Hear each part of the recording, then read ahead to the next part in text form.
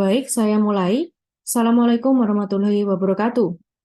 Perkenalkan, nama saya Dias Rahma Rosalina. Di sini kami akan membahas tentang aplikasi rumah pintar atau biasa disebut juga oleh smart home, pengendali peralatan elektronik rumah tangga berbasis web, yang disusun oleh Fauzan Masyikur dan Vikiana Prasetyawati dari Program Studi Teknik Informatika Universitas Muhammadiyah. Tentu saja di sini saya tidak sendiri, ada Anissa Safira, Intan Kurnia, dan Ahmad Khairul Huda.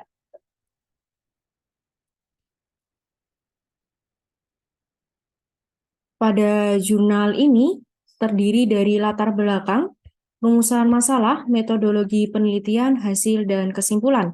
Untuk latar belakang dan rumusan masalah akan saya sampaikan sendiri. Oke, untuk latar belakang yang pertama, aplikasi rumah pintar atau smart home dapat dikontrol dengan jarak jauh seiring berkembangnya teknologi.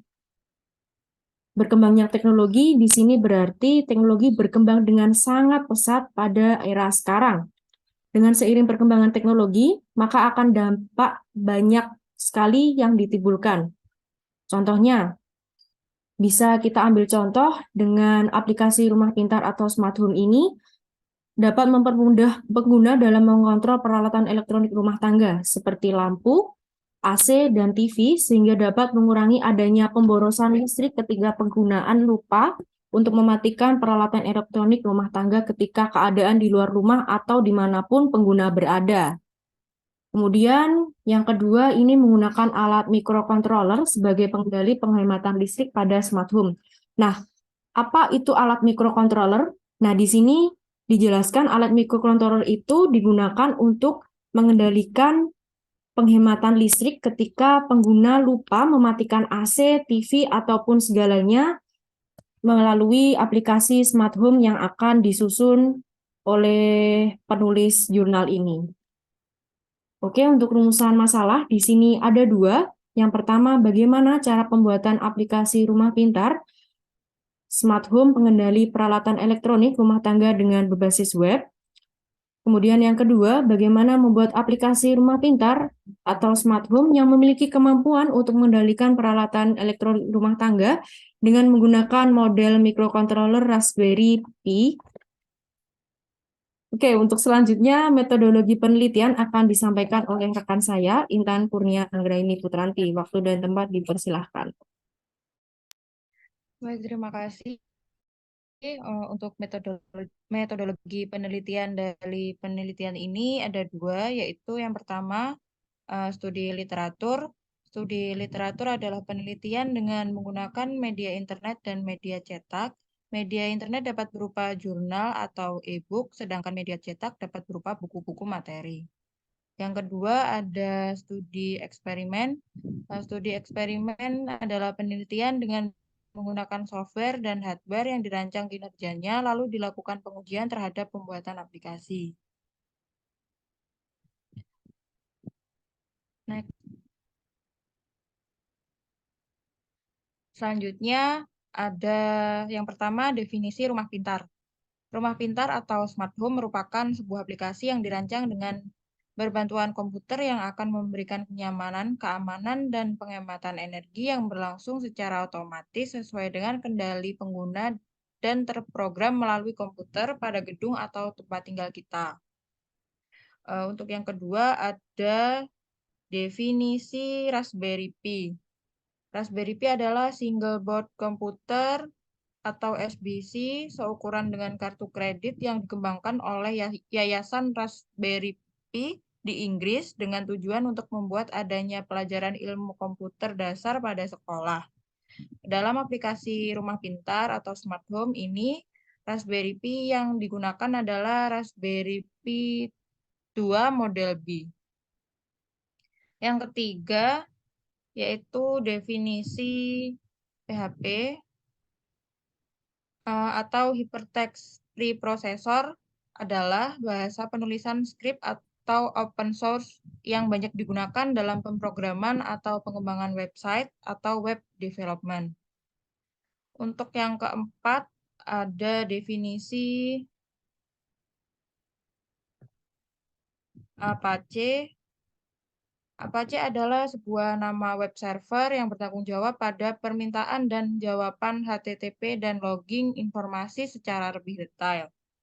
Untuk yang terakhir ada definisi HTML atau Hypertext Markup Language, merupakan kumpulan dari simbol atau tag-tag yang dituliskan dalam sebuah file yang dimaksudkan untuk penampilan halaman pada web browser. Next. Untuk yang selanjutnya akan dilanjutkan oleh rekan saya. Terima kasih atas waktu yang diberikan.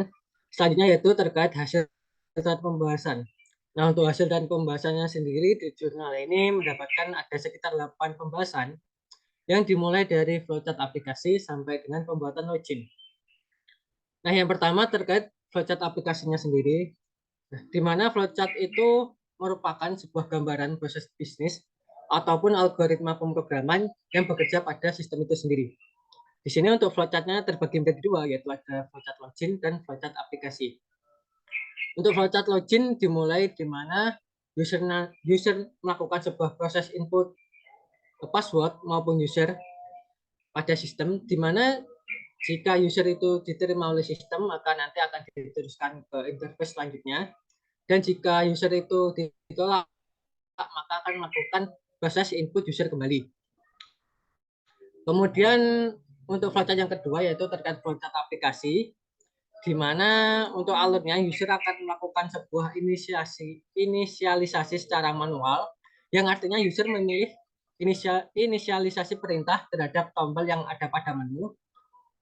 Di sini pada menu disiapkan 3 tombol kriteria, yaitu ada tombol lampu, tombol AC, dan tombol TV. Kemudian selanjutnya yaitu ada desain interface, di mana ini merupakan tampilan pada aplikasi. Di sini ada dua buah interface, yaitu ada interface login dan interface GPIO. Nah, untuk interface loginnya secara umum yaitu ada form user dan form password, dan juga ada tombol login dan tombol batal. Kemudian ada user GPIO, di mana ini merupakan pengontrolan peralatan elektronik rumah tangga yang disediakan ada 6 buah button, yaitu ada button lampu on dan lampu off, ada button AC on dan AC off, dan ada button TV on dan TV off. Selanjutnya yaitu terkait merancang software. Nah, pada jurnal ini implementasi dibuat berdasarkan hasil rancangan aplikasi yang telah dibuat sebelumnya, di mana aplikasi smart home ini nanti terdiri dari 2 bagian utama, yaitu ada user interface dan Raspberry Pi untuk web server yang nantinya digunakan sebagai administrator. Kemudian yang keempat ada penginstalan Wiring Pi. Nah, pada jurnal ini untuk membuat input dan output yang digunakan sebagai saklar on ataupun off, penulis menggunakan Wiring Pi. Di mana Wiring Pi ini merupakan sebuah library open source yang berfungsi sebagai membaca datasheet dan untuk membaca datasheet pada Raspberry Pi. Di mana Raspberry Pi ini mempunyai GPIO yang berfungsi sebagai input dan output terhadap objek lain. Untuk selanjutnya akan diteruskan oleh rekan saya Anissa. Untuk yang bertugas dipersilahkan. Baik, terima kasih Khairuda. Untuk selanjutnya yaitu penginstalan PHP 5 dan Apache 2. Nah, di sini perancangan penginstalan PHP 5 dan Apache 2, yang pertama yaitu perancangan interface yang digunakan pada aplikasi smart home ini adalah PHP 5. Nah, setelah PHP 5 telah selesai diinstal dan penginstalan berhasil, maka PHP 5 dapat digunakan untuk perancangan interface yang menghubungkan antara pengguna dengan GPIO yang tertuju pada library Wiring Pi. Nah, Apache digunakan sebagai web server yang menghubungkan antara pengguna dengan interface web. Selanjutnya, Apache sudah aktif dan dapat digunakan sebagai web server. Selanjutnya yaitu untuk pengaturan remote pada TagVNC. TagVNC ini berperan sebagai remote Raspberry Pi agar mendapatkan tampilan Raspberry Pi tanpa menggunakan keyboard, mouse, monitor, dan HDMI converter untuk Raspberry Pi. Selanjutnya yaitu untuk interface control smart home tree. Nah, untuk interface-nya, aplikasi smart home pengendali peralatan elektronik rumah tangga ini menggunakan interface berbasis web. Dengan software yang digunakan adalah PHP 5. Interface digunakan sebagai penghubung antara pengguna dengan GPIO sebagai pengontrol LED.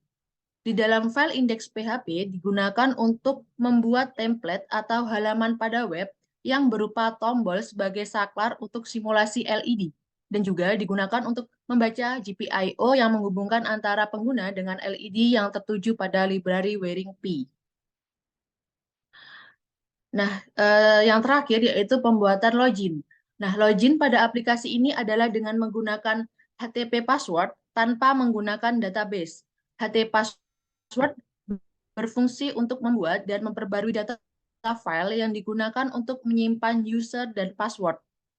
Nah, ini berguna untuk autentikasi dasar penggunaan HTTP. Jika HT password tidak dapat mengakses file, seperti tidak bisa menulis ke file output atau tidak mampu membaca file untuk memperbaruinya, ia mengembalikan status kesalahan dan pembuatan tidak ada perubahan.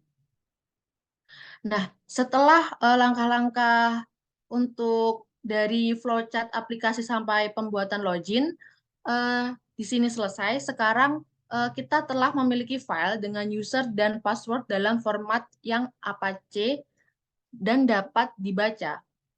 Baik, selanjutnya, next.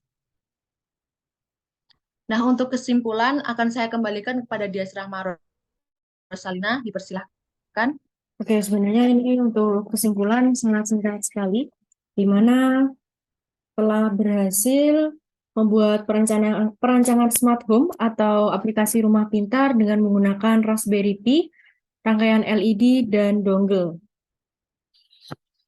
Untuk lebih jelasnya, saklar lampu pada aplikasi rumah pintar atau smart home ini dapat dikontrol dengan menggunakan interface web yang telah dijelaskan oleh rekan saya yaitu Anissa Safira dan Ahmad Khairul Huda dengan menggunakan interface web yang sudah terhubung menggunakan GPIO.